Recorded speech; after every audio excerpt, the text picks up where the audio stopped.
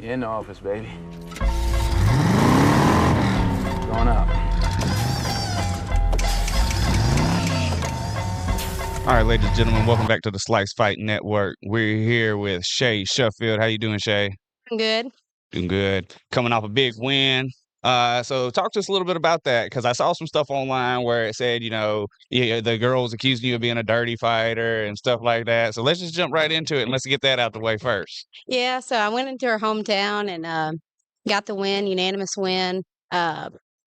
I guess she was salty about that. I felt like I was respectable, before, not during the fight, and then after the fight. So, man, I stay true to who I was. But I guess all I can say to her is I'm going to go Ricky Bobby on it and say, hey, Veronica, losing's never fun, but I got something to pick your spirits up. There you have it. Hey, if you ain't first, you last. You know what I mean? Sucks to suck. Right. Yeah, it happens, man. That's the fight game. Not everybody's gonna be humble in defeat. Yeah. They're not. Well, especially not when they thought they were bringing somebody in to do a job. And then you spoiled the party. Right. That's never gonna settle well with them. Especially she's supposed to be a purple belt, stuff like that, and Yeah. all that. Yeah, man, that's unfortunate. They can't just give you straight up credit for your win. So what's next? I would do a kickboxing bout, another MMA. I don't know if that's going to be my last fight for the year. Hopefully, I'll turn around and do one in January. Maybe on Danny Shell's card, January 6th. There's nobody. Yeah, they got that New Year's card, right? Yeah, there's nobody. I've got my eyes on. Actually, Madison Ural from Louisiana. I reached out to her. I don't know if she'd want to come here or if I would be going to Louisiana, but I'm going to check that one out. And then if I could do a kickboxing November 18th, I know that's quick, but if somebody wanted one. But you stay in shape though. You know what I mean? So it's like that ain't a problem, just especially kickboxing when you've competed in MMA. I mean, it's not necessarily that kickboxing's a step back, but it's not as intense because you're removing the grappling. Yeah. And the grappling is what will just absolutely exhaust you. Really it's the transitions, the up and down of MMA, like fighting on the ground, then working your way back to your feet, fighting a little bit, and then getting back down there. That's where it gets exhausting. But kickboxing, you keep a pretty good pace. You can kind of weather the rounds and put a pressure on them. I think it's one less thing you have to think about for sure. That's why I like to stay busy doing boxing, kickboxing, grappling. I'll do jujitsu match, kind of do it all. You do. You're always competing in something, and I think that attributes a lot to your success. That's why you could take that the fights like that. That you're supposed to lose and go in there and get the dub in a dominant fashion is because what I've seen is you don't really shy away from competition. No. You welcome it, and that's the best attitude to have, because if you're not going to push yourself, then you're only going to get so good. But when you have that when you have that name across from you that kind of is like, oh, okay, it instills that extra layer of motivation. And just going to work harder, make sure it don't happen, leave no doubt. I definitely think the only people who never fail are the people who never try. That's right. So, And the only way you lose is if you quit trying. Like if you take a loss and you just hang your hat on that, like, oh well, I guess I lost, it's over. Well then, yeah, you are a loser. But if you take that loss and you get back up and then you try again and keep trying, it's like, well, you're gonna find what you're looking for, and then you're gonna be a winner. Yeah. It's just the day you quit trying is the day that you're a loser.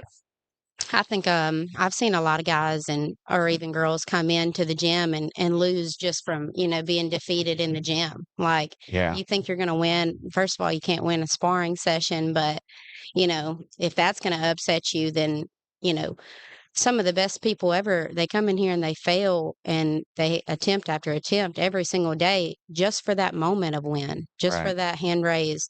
And people don't see that. Yeah, exactly. So iron sharpens iron. If you're in there training with killers, like, you're going to take some losses in the gym, but that's where you want to take those losses, because then you can get feedback.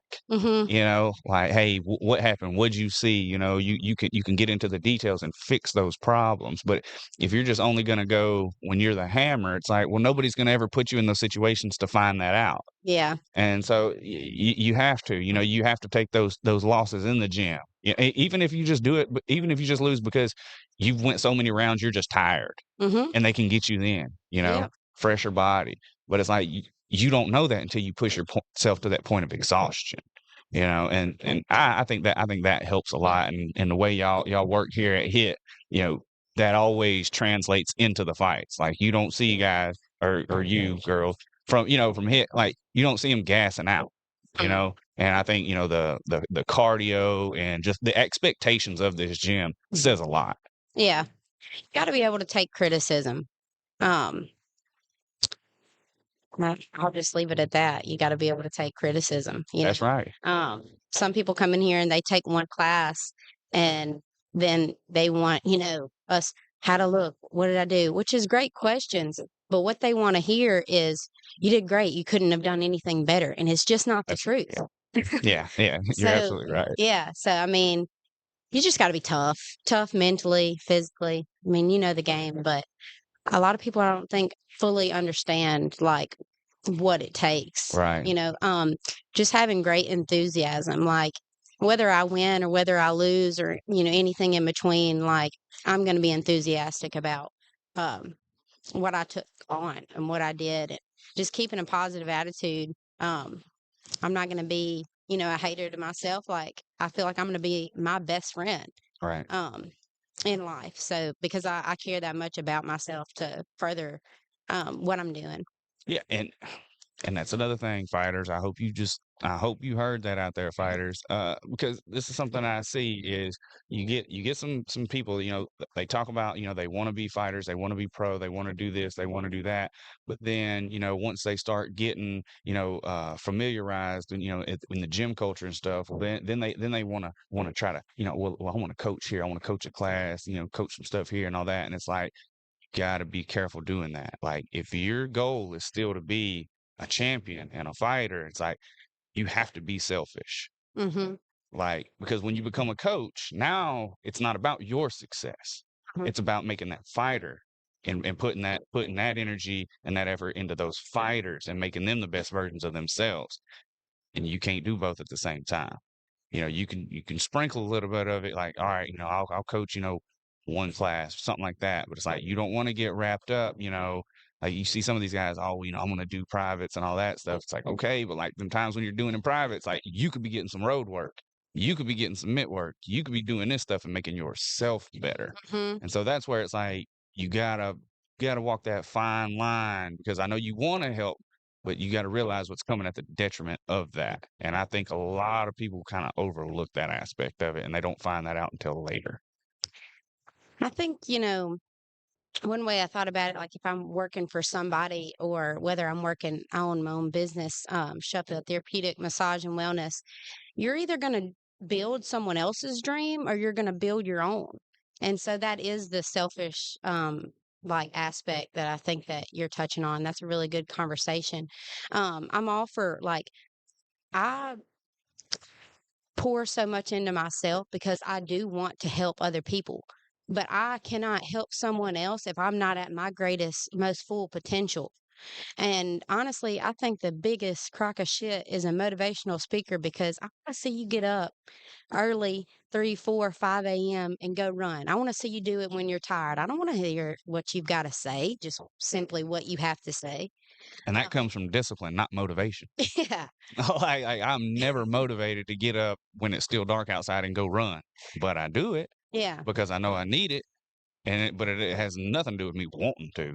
That's how Like, you it's a truly necessity. inspire Yeah. someone is they see what you're doing and then that's how you change lives, not sitting there and because with that, if you're talking about someone that doesn't have the strongest mindset, the probability that they are going to change you is more likely. 100%. And I mean, that hurts our ego because we don't want to think that we can be taken down. No, we want to help somebody. We want to help somebody. Are you in the helping position? Right. And you see, and that's not just in fighting. You No, see that's that in world. life. Right. You know, like as soon as you said that, I was like, I just immediately thought of like people where I'm like, oh, 3, oh, 4, yeah, 5, yeah, 6. just counting them off. It's like, oh man, I know exactly what you're talking about. Okay, so you brought up your Sheffield Therapeutic, right? That's your business you run. All right, Yep. talk to us about that.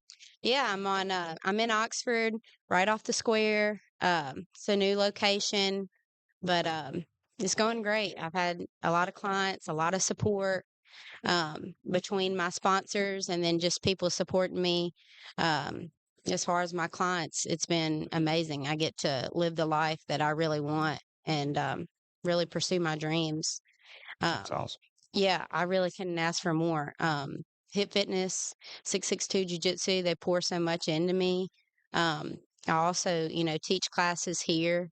And like a lot of times I realize like I'm just full circle how much like I've been like given and how much opportunity that I have because this is a position like I could see how even talking to you how a lot of people could want my spot Oh, in that 100%. way.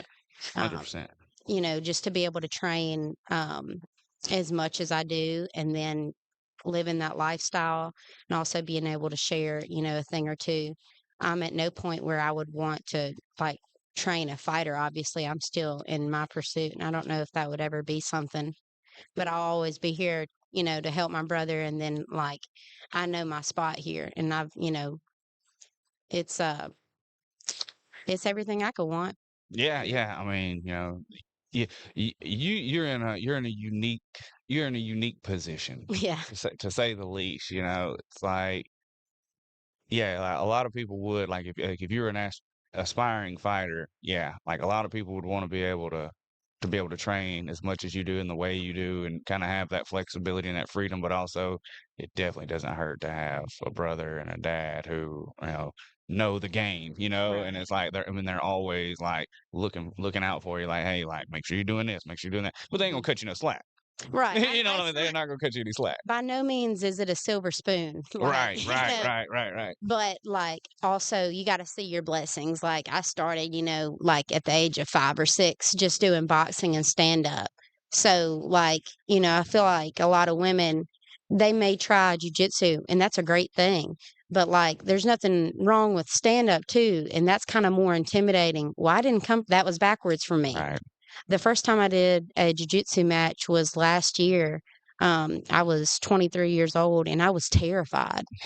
And looking back, like I had no idea, like she can't punch you in the face, like the worst, but um fear is irrational. Yeah.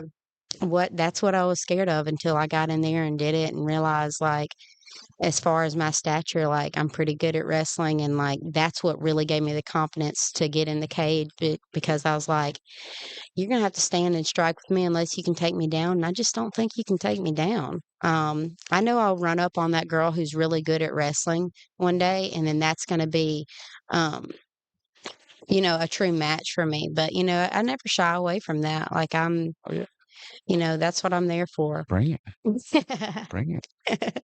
Hey, bring this guy here. If he can do Yeah. that, bring him here. It will be an exciting fight because it's either they're gonna have to take me down to the ground where may or may not be their world, but like my jujitsu's solid, it's strong. Um, I ain't scared of nothing now, and then if they want to strike, like, what's better than a girl fight that wants to strike? Thank Like, you. that is amazing. Every single time that I get in there, I know I'm not going to be a boring fight because, I do what most people won't do. Right, right. Hey, and that's the name of this game, man. Seats in that asses in the seats and selling tickets. And Yeah. like best way to sell some tickets to go out there and knock somebody out. It's Yeah. like, yeah, it looks dominant when you take somebody down and you control them and then you get a submission, but it's like that wow factor, that knockout, head kick knockout. Like Yes. that's where like, whoa, that's what makes people jump up. I couldn't agree more. Couldn't agree more. So how can the fans follow you on social media? My Instagram handle is shuffles_10, unless I decide to change it to Shay Money. And I'm thinking that's my fight name. Um, we'll see. And then on Facebook, Shay Shuffield. But I mean, I'm private on my socials. What about your business page? Business page is Shuffield Therapeutic Massage and Wellness. Go check it out. Hit me up. I'll send you my service list. Yep. All right. Any sponsors? Anybody you want to thank? I've had several sponsors, no presenting sponsors as of now, but a lot of people that have helped me out along the way. Really, like so many, too many to count. But just all the local businesses in Oxford and Water Valley, big shout out. I can't just go down a long list of them, honestly, but like I'm thinking of them now, and I hope that when they watch this, they're like, go Shay. But there you go. All right, ladies and gentlemen, there you have it. Shay Shuffield, appreciate your time today.